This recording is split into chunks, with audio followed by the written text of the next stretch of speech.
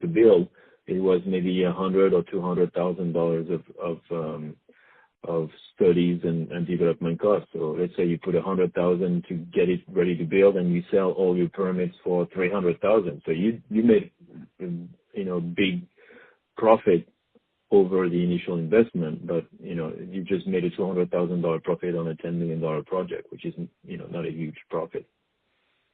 Does that make sense?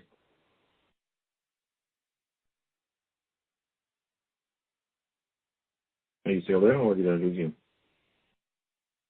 Whoops. All right. Yeah, I just was typing. I had you on mute. It wasn't so currently it's really not something that you think of in an earlier stage. So yes, you can get some additional profit, but it's not that significant. Yeah, I mean, if you're the trend that I'm seeing now is, given this sort of push towards renewables in Europe, and the fact that they're competitive. It's now industrial deployment of a product that's a commodity and it's very competitively priced compared to other sources of power. So you get a lot of people wanting to put their hands on these assets. And so the reason that people move upstream, that's my reading of it, is not just to make it more profitable, it's just to, they would make it more profitable in the sense that that if you get your hands on a project in the development stage, you don't have to bid against other people to be an investor. So maybe you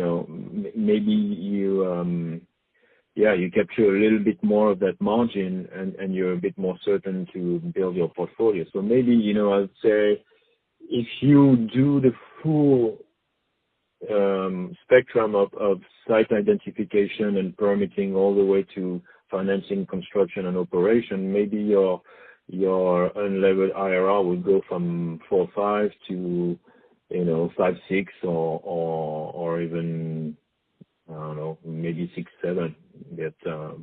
But mostly you don't that you got your own, you got your projects. Yeah. Okay, that makes sense. So then, how long do these assets usually take to development or to develop? What is the timeline? Okay, so we're still talking just about solar, which is, in the world of renewable energies, solar is a bit of an exception where it's really sort of exceptionally simple and straightforward. That's the beauty of it, right? But so development in France and elsewhere, I would say maybe a year, maybe 2 years if somehow the let's say the site that you wanna, there's a lot of constraints in France on what kind of sites you can use. You can't just take endless cornfield and turn it to solar. You have to get some special permits and environmental impact assessment, and sometimes that takes just at least 1 year of analyzing the what's going on a particular site during all 4 seasons from a biological and ecological basis. So you get sort of a hard to compress 1 year of environmental impact assessment, and so yeah, 1 to 2 years would be a sort of a decent time frame to develop a solar project in France under the usual framework, and you got people that have been working on sites for 3-4 years. Sometimes there's some additional complexities, but for wind it can easily go to 6, 7, or 8 years. And for hydro, same thing. Okay. Hydro, it takes a long time. Yeah. Okay.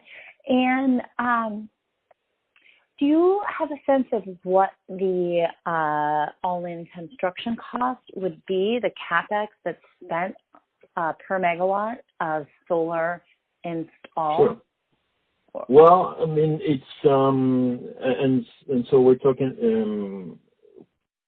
Let's see.